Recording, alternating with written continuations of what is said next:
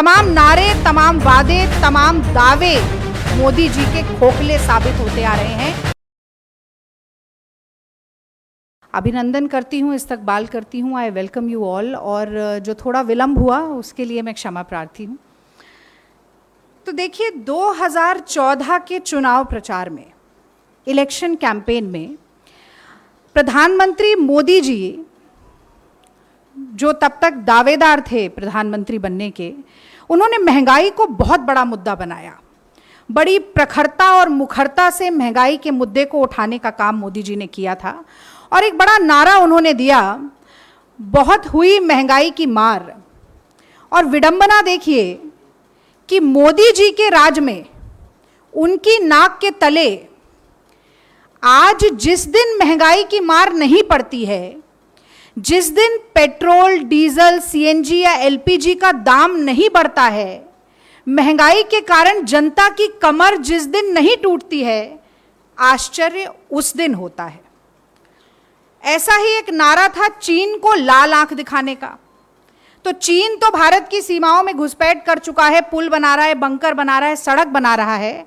महंगाई के चलते अब टमाटर लाल आंख दिखा रहे हैं, लोगों की थाली से खाना छिनता जा रहा है। तो मुंह से निवाला, गैस से सिलेंडर, जेब से पैसा, वाहनों से डीजल और पेट्रोल, हाथों से नौकरी और रोजगार छीनने के बाद जनता के तो अच्छे दिन नहीं आए। अच्छा दिन, अच्छे दिन, ये भी नारा था। हाँ, वो जो भाषणों में मोदी जी मित्रों की बात करते हैं ना, मित्रों, उन उद्योगपति मित्रों के अच्छे दिन जरूर आ गए। तो तमाम नारे, महंगाई की मार, अच्छे दिन, लाल आंखें, और ऐसे लंबी फहरिस्त है नारों की। तमाम नारे, तमाम वादे, तमाम दावे मोदी जी के खोखले साबित होते आ रहे हैं जैसे जैसे एक एक दिन बीतता जा रहा है। और इसीलिए मैं आज कहती हूं, ये जरूरी है कहना और आपके माध्यम से जनता तक पहुंचाना कि मोदी रीति सदा चली आई, मोदी रीति सदा चली आई, जो कह जाएं वो कभी ना निभाई।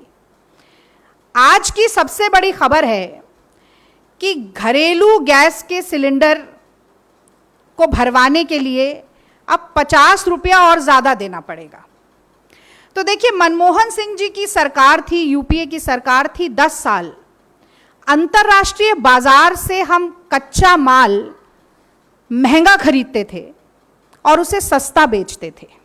महंगा खरीदती थी कांग्रेस सरकार और जनता जनार्दन के लिए सस्ता बेचती थी। यहां पर उल्टी गंगा बह रही है, उलटबासी चल रही है। लगातार अंतर्राष्ट्रीय बाजार में कच्चे तेल, कच्चे माल की कीमत कम होने के बावजूद, सस्ता तेल खरीदने के बावजूद लगातार जनता पर भार डाला जा रहा है। जनता को फायदा पहुंचाने के लिए के बजाय, जनता को राहत पहुंचाने के बजाय लगातार सस्ते माल को महंगा बेचा जा रहा है। एक और महत्वपूर्ण बात, रोजमर्रा के जीवन के लिए, रोजमर्रा की रसोई आपकी जो घर की है वो जलती रहे, इसके लिए कांग्रेस पार्टी समझती थी, यूपीए सरकार समझती थी, बहुत जरूरी है टैक्स के जंजाल से रसोई गैस को मुक्त रखना। हम सब्सिडी देते थे, ज्यादा से ज्यादा सब्सिडी देते थे। 400, 450 रुपए का सिलेंडर कांग्रेस पार्टी के समय पर मिल जाता था। आज सब्सिडी देने के बजाय जीएसटी के जंजाल में फंसाने का काम जो मोदी सरकार ने किया है, मैं समझती हूं कि एक वो बहुत बड़ा जन विरोधी निर्णय मोदी सरकार का है। एक और बात है, मैं समझती हूं ये भी बहते पानी की तरह साफ है, क्योंकि कुछ ही दिन पहले आरटीआई के माध्यम से भी एक खुलासा हुआ, और वो खुलासा हुआ कि कितने लोग ऐसे हैं जो नहीं भरवा पा रहे हैं गैस का सिलेंडर। तो ये पता चला कि सार्वजनिक क्षेत्र की 3 तेल मार्केटिंग कंपनियां हैं, उन्होंने ये सार्वजनिक की खबर कि 3,59,00,000 लाख लोग ऐसे हैं जिन्होंने साल में एक भी रसोई गैस का सिलेंडर नहीं भराया। मैं फिर से दोहराती हूं, 3,59,00,000 लोग ऐसे हैं जो कि एक भी सिलेंडर नहीं भरवा पाए गैस का। जो उज्ज्वला लाभार्थी हैं उनमें से 42% फिर से चूल्हा फूंकने के लिए मजबूर हो गए। तो जैसा मैंने शुरू में कहा कि तमाम नारों, तमाम दावों, तमाम वादों की तरह तमाम योजनाएं भी, उज्ज्वला योजना भी एक झुंझुना साबित हुई है। मोदी जी जो पसीना मल के चेहरा चमका लेते हैं, अक्सर योजनाओं को केवल चेहरा चमकाने के लिए उनका इस्तेमाल किया जाता है, उनके नाम का इस्तेमाल किया जाता है। बड़े बड़े होर्डिंग पोस्टर में जितना पैसा खर्चा किया हर पेट्रोल पंप पे नमस्कार की मुद्रा में मोदी जी ने खड़े होकर जनता को दिखाने के लिए, उतना उज्ज्वला योजना के लाभार्थियों को सच में लाभ पहुंचाने के लिए किया होता तो 42% लोगों को फिर से चूल्हा नहीं फूंकना पड़ता, तो 3.5-4 करोड़ लोग शायद सक्षम होते कि अपने सिलेंडर में दोबारा गैस भरवा सकें। पर यह हुआ नहीं। एक बात मैं और कहना चाहती हूं, जब हम किसी भी समस्या को इंटेलेक्चुअलाइज करते हैं, जब हम बुद्धिजीवी लोगों से बात करते हैं या अर्थशास्त्रियों से बात करते हैं, खासतौर से एलपीजी के बारे में, तो मार्केट प्राइस की बात होती है, कंट्रोल प्राइस की बात होती है, बड़े बड़े शब्द, बड़े बड़े आंकड़े सामने आते हैं। पर एक आम आदमी के लिए ना मार्केट प्राइस मैटर करता है, ना कंट्रोल प्राइस मैटर करता है। जब उसे रसोई गैस का सिलेंडर नहीं मिलता है तो उसके लिए ब्लैक मार्केटिंग प्राइस मैटर करता है। काला बाजारी, ब्लैक में कितने का पड़ता है। आज सिलेंडर 1053 रुपए का है, दूर दराज इलाकों में 1100 रुपए, 1150 का होगा। और अगर वही सिलेंडर ब्लैक में खरीदना हो तो आप भी जानते हैं कि उसकी कीमत किस अनुपात में बढ़ जाती है और किस तरह से लोगों की जेब पर मार पड़ती है। और मैं स्पष्ट रूप से मोदी जी से एक सवाल जरूर आज पूछना चाहती हूं, मोदी सरकार से पूछना चाहती हूं कि इतना महंगा रसोई गैस सिलेंडर कौन खरीद सकता है? क्या वो किसान खरीद सकते हैं जिनकी आय आपको दुगनी करनी थी पर केवल 27 रुपया रह गई? क्या वो महिलाएं खरीद सकती हैं महंगाई के कारण जिनका घरेलू बजट लगातार बिगड़ता जा रहा है? क्या वो 8 करोड़ लोग जो आपके 8 साल के राज में गरीबी रेखा के नीचे चले गए इतना महंगा सिलेंडर खरीद सकते हैं? आप दावा करते हैं 80 करोड़ लोगों को आपने 5 किलो राशन मुफ्त में मांगने के लिए मजबूर कर दिया सरकार से। वो लोग क्या इतना महंगा सिलेंडर खरीद सकते हैं? करोड़ों नौजवान जो बेरोजगारी के कारण प्रदर्शन कर रहे हैं देश के तमाम हिस्सों में, वो बेरोजगार नौजवान क्या इतना महंगा सिलेंडर हर महीना खरीद सकते हैं? ग्लोबल हंगर इंडेक्स में जो विश्वगुरु बनने में भारत रेस में सबसे आगे पहुंचने की कतार में खड़ा हुआ है, वो लोग जो भूखमरी से ग्रस्त हैं, वो लोग क्या इतना महंगा गैस सिलेंडर खरीद सकते हैं? मैं कहना चाहती हूं मोदी जी से कि देश को चलाने के लिए, जनता का मर्म समझने के लिए, पेट पर पड़ती हुई लात का दर्द समझने के लिए, कमर तोड़ महंगाई की पीड़ा समझने के लिए 56 इंच का सीना नहीं चाहिए मोदी जी। इस देश के लोगों के लिए धड़कता हुआ एक दिल चाहिए, उनकी नब्ज पे रखा हुआ एक हाथ चाहिए है। माफ कीजिए, जो आपके पास और आपकी सरकार के पास नहीं है। एक और ऐतिहासिक बात हुई है इन 8 सालों में। पहली बार फिक्की जैसी एक बहुत ही महत्वपूर्ण वित्तीय संस्था ने हमारी आदरणीय वित्त मंत्री जी को चिट्ठी लिखी जो कहती हैं कि प्याज महंगी हो जाए तो प्याज खाना बंद कर दीजिए। आप कहेंगे गैस महंगी हो जाए तो कौन कह रहा है सिलेंडर का इस्तेमाल करिए, वापस चूल्हा फूकिए। वो तो इस तरीके का तर्क देती हैं। तो फिक्की ने चिट्ठी लिखकर ये कहा कि इससे ज्यादा दुर्भाग्यपूर्ण कुछ नहीं हो सकता कि अस्पताल के बिस्तर पर भी आप 5% जीएसटी लगा रहे हैं। इस देश के गरीबों के प्रति, इस देश के आम आदमी के प्रति, इस देश की जनता के प्रति क्या निष्ठा है सरकार की? ये सवाल पूछते हुए फिक्की ने आड़े हाथों लिया मोदी सरकार को। ये भी 8 साल में पहली बार ही हुआ है। एक ट्वीट श्रीमती ईरानी जी का है 24 जून 2011 का, जिसमें उन्होंने लिखा, यही काल है 24 जून, आज जुलाई की शुरुआत है, जिसमें उन्होंने लिखा 50 rupee hike in LPG, 2 exclamation mark, and they call themselves आम आदमी की सरकार। What a shame. मुझे याद है जब पिछला फेरबदल मोदी जी का हुआ मंत्रालय का, तो 11 महिला मंत्री बनाई। बड़े बड़े होर्डिंग लगाने में, वो प्रचार करने में मोदी जी बहुत ही धुरंधर व्यक्ति हैं। बड़े बड़े होर्डिंग लगाए, 11 महिला मंत्री, 11 महिला मंत्री। मैं जानना चाहती हूँ वो 11 महिला मंत्री कहाँ हैं देश में? विपक्ष में श्रीमती ईरानी के बड़े ट्वीट आते थे, प्याज की माला पहनकर गैस के सिलेंडर लेकर बैठती थी सड़कों पर। कहाँ है ये?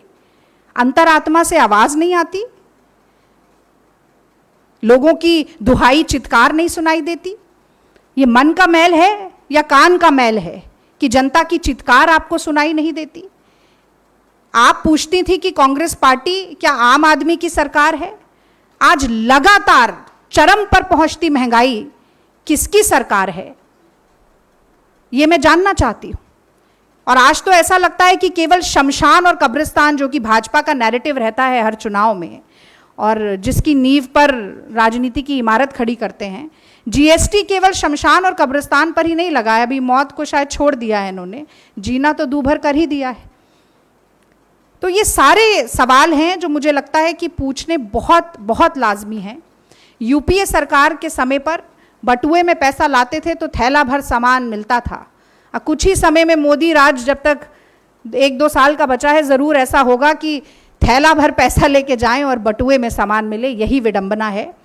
और मैं ये भी बताना चाहती हूँ कि कांग्रेस पार्टी न सिर्फ प्रेस वार्ता के जरिए बल्कि देश भर में प्रदर्शन करके भी ये लगातार बढ़ती महंगाई, दैनंदिन जीवन की ज़रूरतमंद चीज़ों पर जीएसटी लगाने की कवायद, गैस सिलेंडर को सीधे 50 रुपए का उछाल देने की जो कवायद है, इसके खिलाफ देश भर में विरोध और प्रदर्शन करेगी। और सड़क से लेकर संसद तक जनता जनार्दन की आवाज़ को उठाने का काम हम करेंगे। एक ये टेबल भी आपके रेफरेंस के लिए पुनिया जी शेयर करेंगे व्हाट्सएप पे। ये टेबल बताता है कि कांग्रेस पार्टी यूपीए सरकार के समय पर हम कितने रुपए में खरीदते थे तेल, कितने रुपए में कच्चा माल खरीदते थे, कितनी सब्सिडी देते थे और कितनी राहत जनता को पहुंचाई जाती थी। और जो उल्टी गंगा बह रही है देश में, उसका और बेहतरीन तरीके से खुलासा ये डेटा और स्टैटिस्टिक्स के माध्यम से करेंगे। तो कुछ एक विचारधारा है जिसकी नींव ही फेक न्यूज़ पेडलिंग पर होती है, वो भी 2-3 दिन से बहुत सुर्ख चर्चा में है। और एक कांग्रेस पार्टी है जो तथ्य और तर्कों पर बात करती है, जनता जनार्दन की बात करती है। आपका बहुत बहुत धन्यवाद आज की प्रेस वार्ता में इतने धैर्य के साथ बैठने के लिए, इंतज़ार करने और सुनने के लिए। यदि कोई सवाल है तो मैं ज़रूर उसका जवाब देना चाहूँगी। कल से शुरू हो जाएगा। देखिए, जिला स्तर पर जिलेवार कांग्रेस पार्टी के तमाम संघर्ष के साथ ही तमाम पदाधिकारी महंगाई के खिलाफ, लगातार जो जीएसटी लगाया जा रहा है रोज़मर्रा की ज़रूरत की चीज़ों पर, उसके खिलाफ, आज जो एकदम से उछाल आया है 50 रुपये का, उसके खिलाफ न सिर्फ प्रदर्शन करेंगे बल्कि दबाव डालेंगे मोदी सरकार पर और ये मांग करेंगे कि इस तरीके का कि मूल्य में जो वृद्धि की जा रही है उसको तुरंत वापस लिया जाए और जनता को राहत पहुंचाई जाए। क्योंकि करीब 27.5 लाख करोड़ रुपया जो फ्यूल टैक्स में जनता से टैक्स लगा के जनता की जेब काटकर मोदी सरकार वसूल रही है, उससे मोदी जी को तो 20,000 करोड़ का सेंट्रल विस्टा रूपी महल मिल रहा है, 8,500 करोड़ का जहाज मिल रहा है, 12 करोड़ की मेबैक की गाड़ी काफिले में शामिल हो रही है। जनता को क्या मिल रहा है? जनता के लिए सरकार होती है ना। हम जब जनतंत्र कहते हैं, पहले जन आता है, बाकी सारा तंत्र, सारा महकमा, सरकार का पूरा पैराफर्नालिया जनता के लिए है। ये मोदी सरकार को लगातार याद दिलाने का काम कांग्रेस पार्टी करती रहेगी। कल से, कल हम एक दिन करेंगे पूरे देश में और फिर उसको आगे भी ले जाएंगे। पूछे।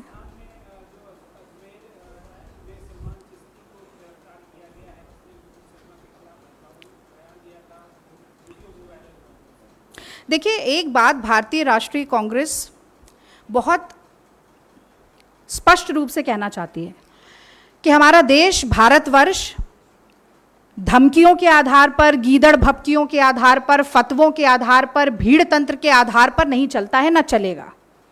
हमारा देश कानून के आधार पर, संविधान के आधार पर, न्याय सम्मत मार्ग पर चलेगा। और इसकी विपरीत दिशा में जो भी व्यक्ति मन, वचन या कर्म से संलग्न दिखाई देगा, उसके खिलाफ कड़ी से कड़ी कार्रवाई होगी। मुझे लगता है कि संविधान, कानून और न्याय के प्रति कांग्रेस पार्टी की जो निष्ठा है, वो गहलोत सरकार ने, राजस्थान की पुलिस ने उदयपुर के नृशंस हत्याकांड के बाद स्पष्ट किया। जिस मुस्तैदी के साथ काम करते हुए हत्यारों को सलाखों के पीछे फेंका। कल मैं एक टेलीविजन चैनल के डिबेट पर बैठी थी, तो जो एंकर थी वो लगातार मुझसे पूछ रही थी कब गिरफ्तारी होगी, कब गिरफ्तारी होगी, कब गिरफ्तारी होगी। और मैं उन्हें लगातार कह रही थी कि कांग्रेस पार्टी के मुख्य रूप से 2 प्रदेशों में सरकार है, और जो कानून व्यवस्था दोनों प्रदेशों में है, अगर भारतीय जनता पार्टी शासित प्रदेशों में हो जाए तो पूरे देश की जो क्राइम रेट है वो आधी हो जाएगी। तो गहलोत सरकार ने फिर एक बार एफआईआर कल ही हो गई थी, टीम सर्च कर रही थी, फरार था व्यक्ति। आज सुबह अर्ली मॉर्निंग, सुबह सवेरे पकड़ लिया गया और उसके ऊपर न्याय सम्मत कार्रवाई भी होगी, कड़ी से कड़ी सजा भी मिलेगी। पर मैं ये भी जानना चाहती हूं कि मोदी सरकार के राज में तमाम भारतीय जनता पार्टी के लोग जो हेट स्पीच, नफरती भाषण, उन्मादी भाषण देते हैं, उन पर कार्रवाई कब होगी, ये भी जानना बहुत ज़रूरी है। क्योंकि खरगोन में 2 दिन पहले, दंगों से 2 दिन पहले कपिल मिश्रा जाकर भड़काऊ भाषण देते हैं, 1-2 दिन बाद दंगा जंगल में लगी आग की तरह फैलता है, कोई कार्रवाई नहीं होती है। अनुराग ठाकुर खड़े होकर गोली मारो सालों को जैसी बात बोलते हैं, कोई एक्शन नहीं होता है। प्रज्ञा ठाकुर गोडसे जिंदाबाद और गांधी मुर्दाबाद करती हैं, उनको बस मन से माफ़ नहीं किया जाता है। और मोदी जी तो स्वयं कपड़ों से पहचान लेते हैं मुजरिमों को। तो जड़ कहाँ है, ये देखते हुए जनता को स्पष्ट संदेश देना बहुत ज़रूरी है। पुलिस का, कानून का इकबाल बनाना बहुत ज़रूरी है।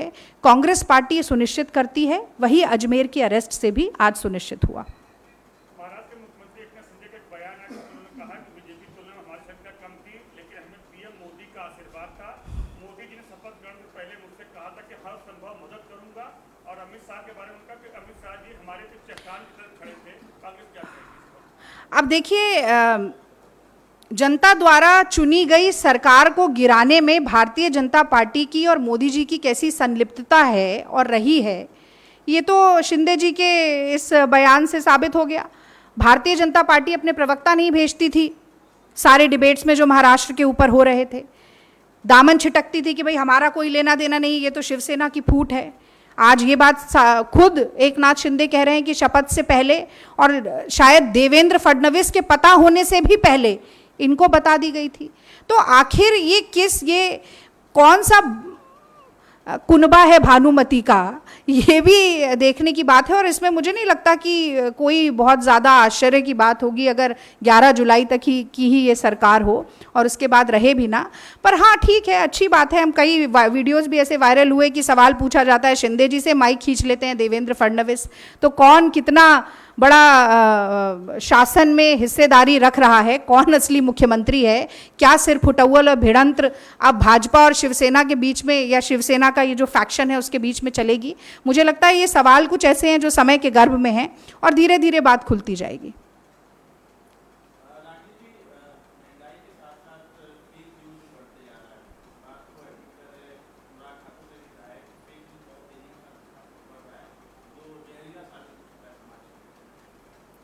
देखिए, लश्कर का वो आतंकी जो अमित शाह जी के पीछे खड़ा था एक किसी सभा में, उसकी बहुत फोटो वायरल हुई है, वो तो जम्मू के माइनॉरिटी मोर्चा का आईटी सेल का मेंबर था, पदाधिकारी था। ध्रुव सक्सेना, याद कीजिए, मध्य प्रदेश में एटीएस ने छापा मारकर आईएसआई से लिंक रखने वाले, संबंध रखने वाले 17 संदिग्ध लोगों को पकड़ा था। उसमें भी भारतीय जनता पार्टी के आईटी सेल का मेंबर पकड़ा गया था। तो किस तरह से फेक न्यूज़ को और कहीं ना कहीं आतंक को सोशल मीडिया के माध्यम से प्रचार, प्रसार और संचार करना है, ये भारतीय जनता पार्टी के एजेंडा में पूर्ण रूप से शामिल है। आज तो बड़ा सवाल ये भी पूछना चाहिए, बीजेपी के जम्मू माइनॉरिटी मोर्चा के अध्यक्ष हैं, नाम है शेख बशीर, इनको पार्टी ने ही नोटिस भेज दिया, शो कॉज नोटिस, कि तालिब हुसैन को आपने पदाधिकारी क्यों बनाया। मुझे लगता है उस सबसे बड़ा नोटिस तो होम मिनिस्टर को भेजना चाहिए, अमित शाह जी को, कि आपके पीछे लश्कर का आतंकी खड़ा कैसे था, आपसे उसकी इतनी क्या नजदीकियां हैं, और अगर आपको मालूम ही नहीं था कि ये लश्कर का आतंकी है तो आप कैसे होम मिनिस्टर हैं, कैसा आपका इंटेलिजेंस है, क्या आप गृह मंत्रालय चला रहे हैं, ये बड़े सवाल हैं। और आप ठीक कह रहे हैं, फेक न्यूज पेडलिंग तो करनी ही पड़ेगी ना। हमारे यहाँ तो बचपन में ये सिखाया जाता था झूठ बोलना पाप है, सिखाया जाता था ना, और यहाँ सीधा पूरा भारतीय जनता पार्टी का जो एक राजनीतिक इमारत है उसकी नींव ही फेक न्यूज़ है, फेक न्यूज़ पेडलिंग है।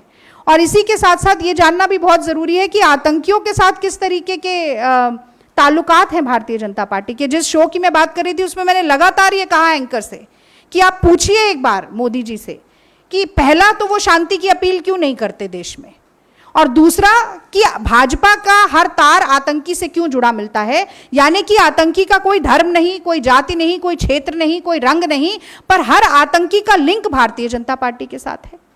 तो भाजपा का आतंक से है पहले का नाता कोई, यूं ही हर आतंकी भाजपाई बन जाता नहीं।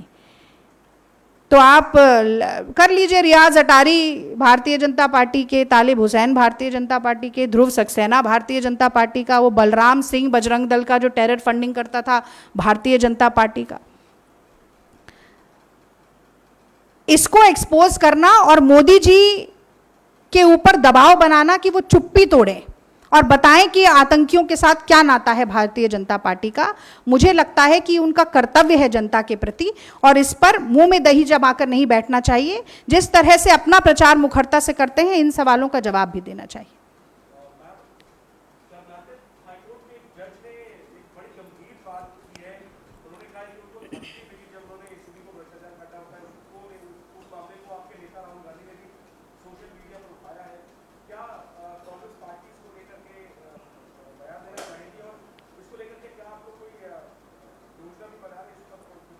देखिए, मुझे लगता है कि कुछ दिन पहले अगर आप याद करेंगे तो सुप्रीम कोर्ट के कुछ जजेस ने बाहर निकलकर एक सार्वजनिक प्रेस वार्ता भी की थी, अगर आपको याद हो, और उन्होंने बताया था कि जुडिशरी किस कठिन फेज से गुजर रही है, किन कठिन परिस्थितियों का सामना कर रही है।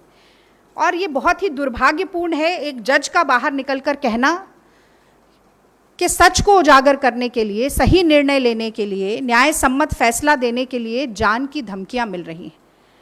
समाज में इस तरह का वैमनस्य, इस तरह की नफरत, इस तरह का दुराभाव क्यों फैल रहा है, इस पर सवाल उठाना बहुत ज़रूरी है।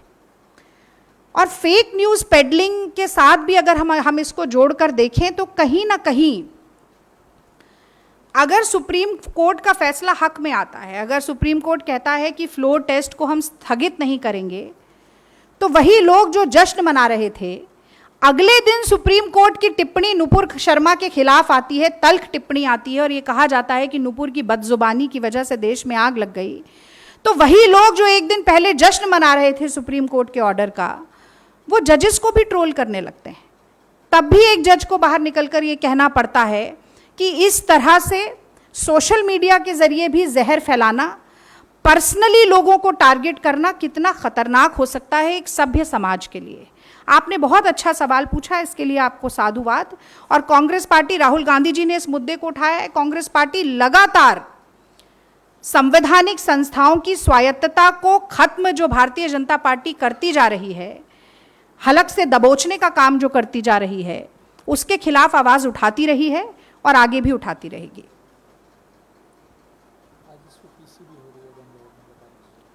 और डॉक्टर सिंघवी आज शाम को करीब 3 बजे इसी विषय पर प्रेस कॉन्फ्रेंस भी करेंगे बेंगलोर में। बहुत बहुत शुक्रिया, धन्यवाद।